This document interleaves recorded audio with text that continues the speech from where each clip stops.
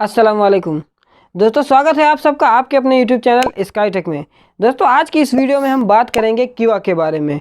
किवा के ऊपर रजिस्ट्रेशन कैसे करना है, किवा के क्या क्या फैसिलिटीज़ हैं, क्या क्या सर्विसेज हैं जो गवर्नमेंट की तरफ से वर्कर को या फिर जो सऊदी अरब में रहता है उनको दी जाती हैं।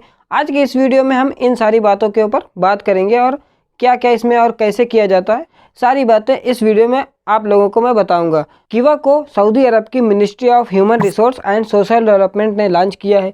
इस वेबसाइट के ऊपर रजिस्टर करके सऊदी अरब के जो एम्प्लॉय हैं, जो सऊदी अरब में काम करते हैं, वो लोग अपनी सर्विसेज को यूज़ कर सकते हैं जो कि गवर्नमेंट की तरफ से वर्कर के लिए दी जाती हैं। जी हाँ दोस्तों, ये सर्विसेज जो होती हैं वो ऑनलाइन होती हैं। इन सर्विसेज को यूज़ करके आप कंपनी के फ्रॉड से बच सकते हैं। तो दोस्तों, किवा की जो दो सर्विसेज हैं हमें बहुत पसंद आई हैं।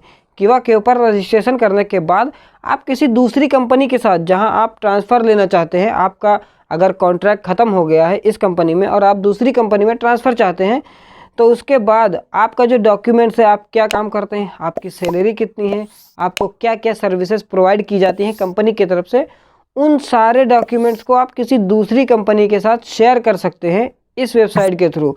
अगर आपकी पहले वाली कंपनी इन सारी सर्विसेज को, डॉक्यूमेंट्स को, आपके जो सारे डॉक्यूमेंट्स हैं उनको इस वेबसाइट के ऊपर अपलोड करती है तो, और ये अपलोड करना ही करना पड़ेगा, अभी नहीं तो आज 2-3 महीने के बाद आपकी कंपनी आपके सारे डॉक्यूमेंट्स को इस वेबसाइट के ऊपर अपलोड कर देगी। और जो दूसरी मेन सर्विस आती है इस वेबसाइट की, उसमें आप ये पता कर सकेंगे कि आप जब फाइनल एग्ज़िट जाने लगेंगे, आपका कॉन्ट्रैक्ट जो है वो ख़त्म हो जाएगा, तो आप जब फाइनल एग्ज़िट जाने लगेंगे अपने घर, तो आपका जो अमाउंट बनता है वो कितना बनता है वो आप इस वेबसाइट के ऊपर चेक कर सकते हैं।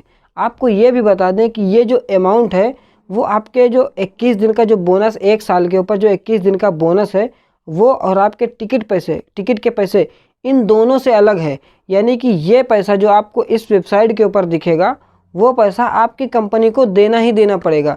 ये आपके बोनस और आपके टिकट के पैसे से अलग है। अगर आप किसी कंपनी में 5 साल 10 साल काम करते हैं, तो जब आपका कॉन्ट्रैक्ट ख़त्म होता है और आप लीगल तरीके से एग्ज़िट जाते हैं, तो आपकी कंपनी को ये जो आप कैलकुलेट करेंगे इस वेबसाइट के ऊपर, वो वाला अमाउंट देना ही देना पड़ेगा। तो आज की इस वीडियो में मैं आप लोगों को बताऊंगा कि आप इन सर्विसेज को यूज़ कैसे करेंगे, आप किवा के ऊपर रजिस्ट्रेशन कैसे करेंगे, रजिस्ट्रेशन करने के बाद में अपना जो अमाउंट है उसको कैलकुलेट कैसे करना है, अपने डॉक्यूमेंट्स को एक लिंक के थ्रू शेयर कैसे करना है। तो चलिए चलते हैं अपने मोबाइल फ़ोन की स्क्रीन पर। लेकिन उससे पहले अगर आप लोगों ने चैनल को सब्सक्राइब नहीं किया है तो चैनल को सब्सक्राइब कर लीजिए, क्योंकि इस चैनल पर आप लोगों को ऐसी इन्फॉर्मेशंस वाली वीडियोस, मोबाइल फ़ोन से रिलेटेड टिप्स एंड ट्रिक्स मिलती रहती हैं।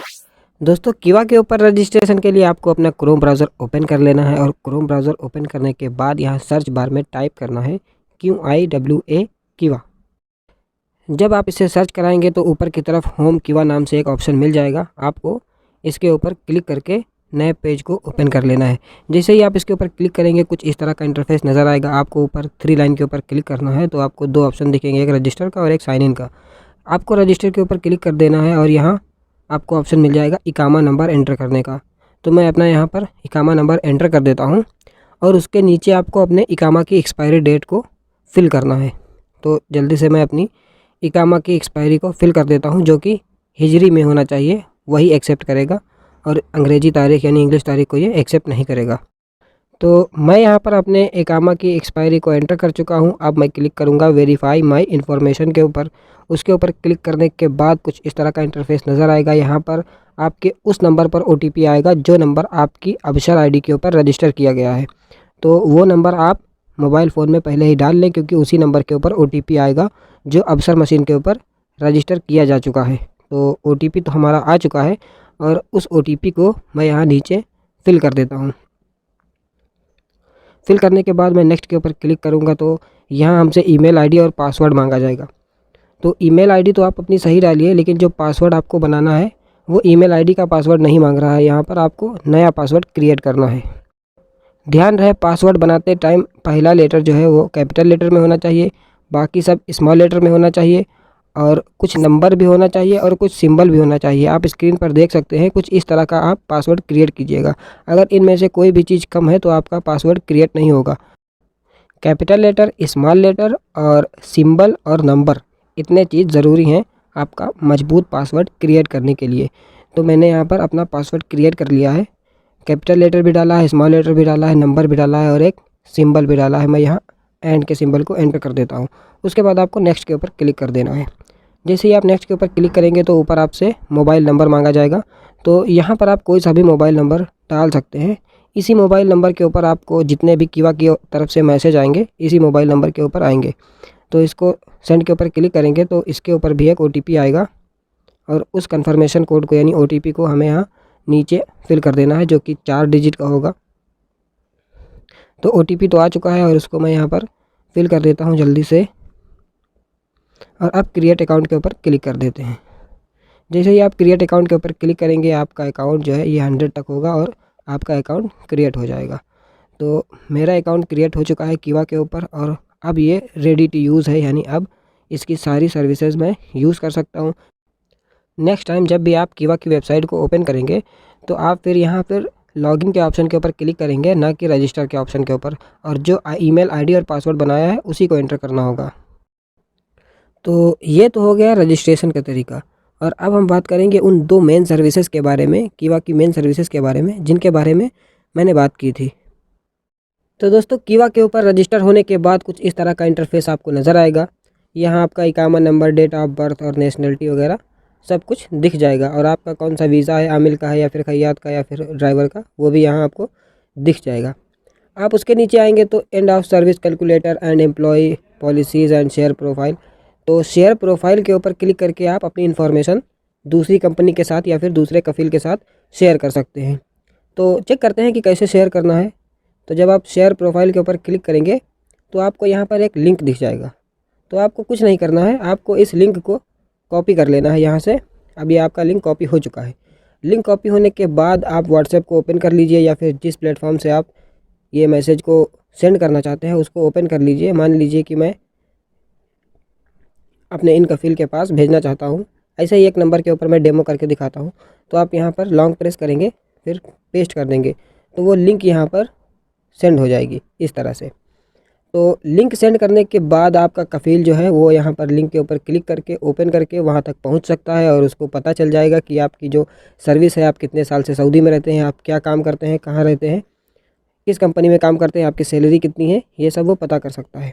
तो ये हो गई पहली इन्फॉर्मेशन।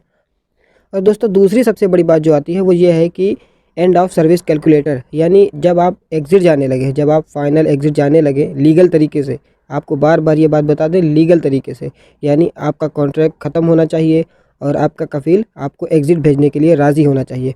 इन सारी शर्तों को पूरा करने के बाद आप जब लीगल तरीके से एग्ज़िट जाने लगेंगे तो आप एंड ऑफ सर्विस के ऊपर क्लिक करके अपना टोटल ये देख सकते हैं कि आपका कितना अमाउंट बन रहा है।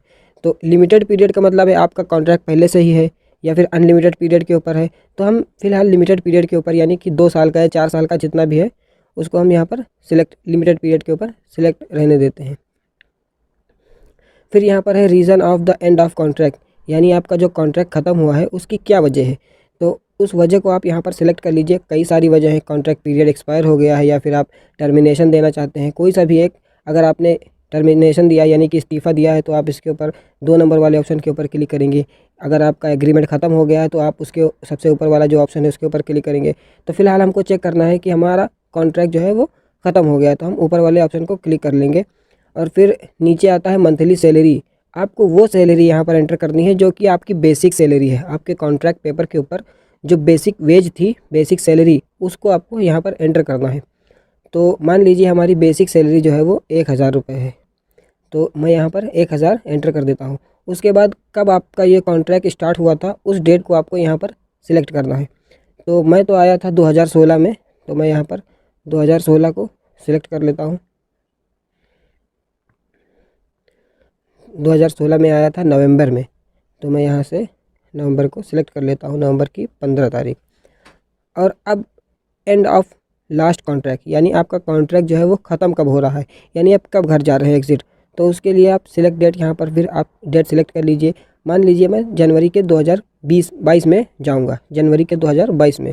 तो यहाँ से आप सन सिलेक्ट कीजिए 2022 और जनवरी की 1 तारीख को मेरा कॉन्ट्रैक्ट ख़त्म होना है। ये सिर्फ आपको एक एग्जाम्पल के तौर पर समझाया जा रहा है। उसके बाद आप कैलकुलेट के ऊपर क्लिक करेंगे तो ये जो अमाउंट है आपका 5 ईयर्स 1 मंथ एंड 18 डेज़ का, तो ये जो आपका अमाउंट है ये आपको मिलना ही मिलना है। मैं एक बार फिर बता दूं कि ये अमाउंट आपके जो 21 दिन का बोनस है वो और आपके टिकट के पैसे उन दोनों से अलग है। ये अमाउंट आपको कंपनी को देना ही देना होगा। हालांकि वो बता सकती है कि आपको पहले ही मिल चुका है या कई बहाने बता सकती है, लेकिन यही वो अमाउंट है जो आपको मिलना है। एम्प्लॉय ट्रांसफ़र भी यहीं से होगा, लेकिन ये जो एम्प्लॉय ट्रांसफ़र का जो ऑप्शन है ये तभी काम करेगा, तभी इसके अंदर सारी इन्फॉर्मेशन शो होगी। एक्सेप्ट एंड डिक्लाइन का ऑप्शन तभी आएगा जब कोई कफ़ील आपका, कोई कंपनी आपके पास रिक्वेस्ट भेजेगी आपके कफ़ील के पास कि आपको ट्रांसफ़र लेना है, आपका कॉन्ट्रैक्ट खत्म। तो दोस्तों देखा आप लोगों ने कि कैसे आप अपना अमाउंट चेक कर सकते हैं फाइनल एग्जिट जाने के टाइम पे, और अपने डॉक्यूमेंट्स को कैसे शेयर कर सकते हैं। तो आई होप दोस्तों ये वीडियो आप लोगों को पसंद आई होगी। अगर वीडियो पसंद आती है तो वीडियो को लाइक कीजिए, चैनल को सब्सक्राइब कीजिए, और हाँ, उस बेल आइकन को भी प्रेस कर दीजिएगा ताकि हमसे आने वाली सारी वीडियोस आप तक के सबसे पहले पहुंच सकें। और मैं मिलता हूं आपसे नेक्स्ट वीडियो में किसी और इंटरेस्टिंग टॉपिक के ऊपर। तब तक के लिए आप लोग रखिए अपना बहुत सारा ध्यान। Goodbye and take care.